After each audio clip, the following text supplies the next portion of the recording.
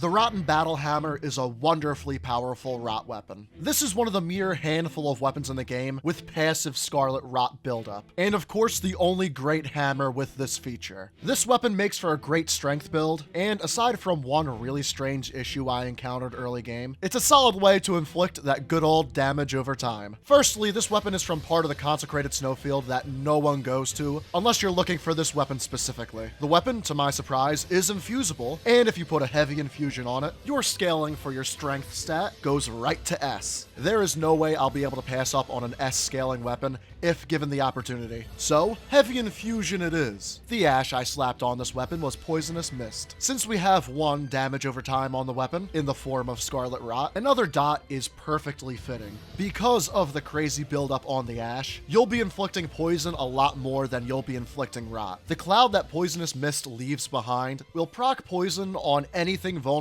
in a cast or two, given enough time spent in the poison cloud.